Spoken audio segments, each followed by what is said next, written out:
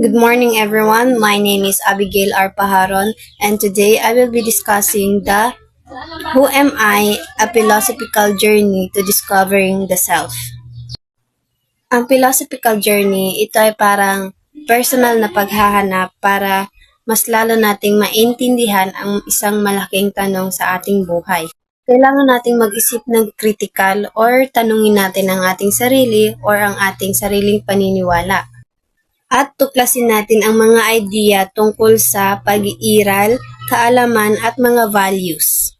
Hindi rin ito paghahanap ng mga madaling sagot or wisdom at paggamit ng mga philosophical insight para magabayan ang mga buhay natin. Trivia of René Descartes. He was hired to tutor Queen Christina of Sweden. But soon after, he died of pneumonia because his health couldn't take the 5 a.m. start of lesson required by the Queen.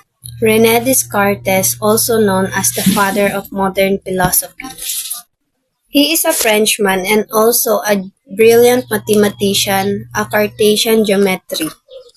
I think therefore I am, also known as cogito, or cogito ergo sum in Latin word. He also developed Cartesian dualism, that arguing for a distinct separation between the mind and the body. According to René Descartes, naniniwala siya na ang reason or ang pag-iisip natin ang pinaka-importanteng source of knowledge natin. Dahil para sa kanya, ang utak natin ang pinaka-importante kaysa sa experience. Si John Locke ay kilala bilang Father of Liberalism. Kaya siya tinaguri ang Father of Liberalism dahil sa ambag niyang pagbuo ng human rights. According to John Locke, ang isip at katawan daw natin ay magkaiba. Kahit magkakaugnay sila, hindi pa rin ito pareho.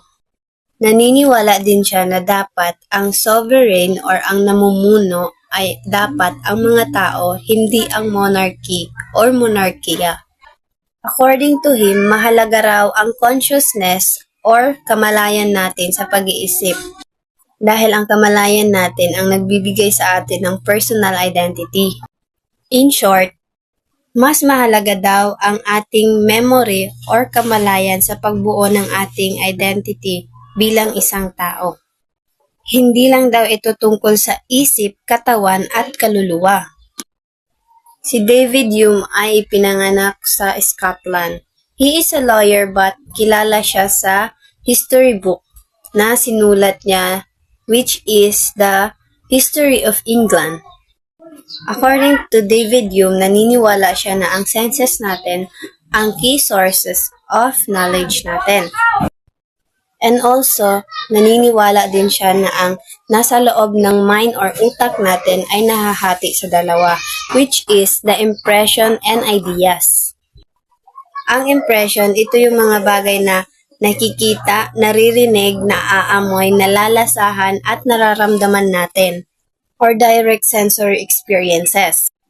At ang idea naman, ito yung mga bagay na iniisip natin kahit hindi na natin nararanasan, or copies of impression.